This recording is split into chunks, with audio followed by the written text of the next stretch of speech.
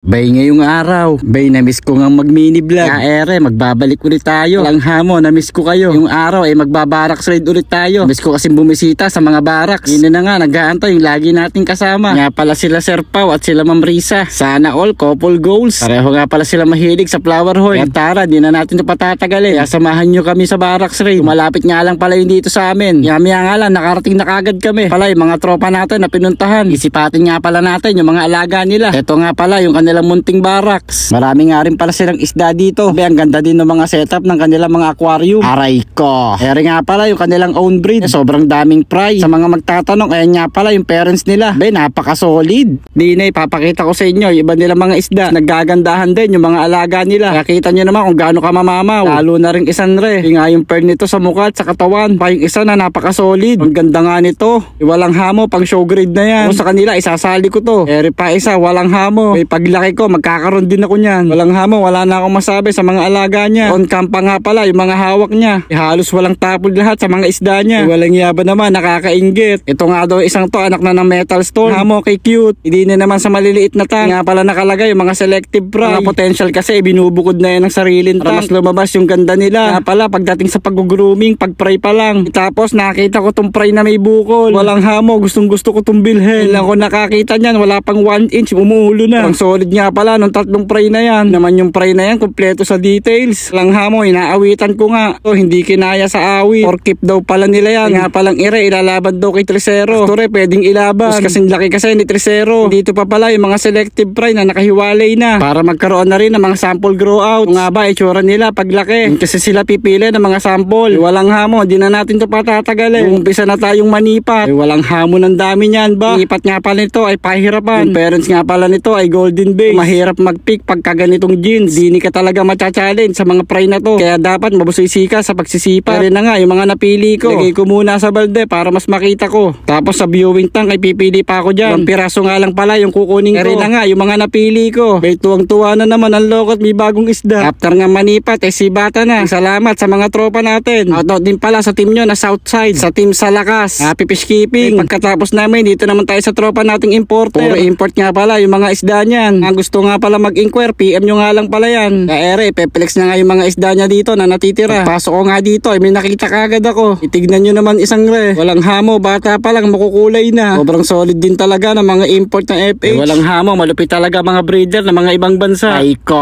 Yung mga pinapakita ko nga pala dito, may mga buyer na nga daw yung mga isdang yan. Grabe talaga tong tropa ko, kay lakas bumenta. Kaya nga yung isa sa pinaka nagustuhan ko. So ang problema, sa misis niya nga daw na alaga yan. Ay ko, hindi pwedeng awitan. Nagalit daw sa meses. Itong nasa baba, ito talaga yung pinakamalupit. Gustong gusto ko nga rin to bilhin, kaso ang problema, walang hamo, naka-reserve na pala re. Talaga na sobrang solid oh. Sayang nga lang at naunahan na tayo. Awi na lang tayo next time. Kakaganyan din tayo. Ere pa pala ang kanyang secret room. Ito pala malulupit na grow out. Tingnan nyo naman ring isang red. Walang hamo si tropa, kaya dami nakatago. Grabe naman ang sosolid. Grabe ka rin mag-groom no? Isa ka rin pala sa malulupit. Ikaw na yung bago kong master idol. Tapos pala lahat nandito ay mga kampa. Kaya ganyan kagaganda at kukulay yung mga yan. Klaseng isda nga pala ay hindi pwede sa mga beginner. Kailangan nyo na tinatawag na kampasensya. Gantong klaseng isda kasi ay hindi agad umuulo. Sa mga nagtatanong sa akin na mga baguhan, nyo kagad na may ulo ay mag-KCC kayo or CC. Yan yung may advice ko sa mga baguhan. Siyempre, bago kayo mag-alaga, hindi ko itong sinasabi. Kung kayo bumili ng mga flower horn, bumili muna kayo ng aquarium. Standard size nga pala na pwede nyo bilhin ay 20 gallon hanggang 35 gallon. Pwede nyo na rin naman i-maximize kung may budget kayo. Medyo na sa 50 gallon. Sa lahat ng mga nagtatanong, siguro naman nasagot ko na. Lagi nyo lang tatandaan. Lumaki o mas gumanda yung isda nyo. Third change is the key. At syempre, trust the jeans. Nasa jeans na kasi ng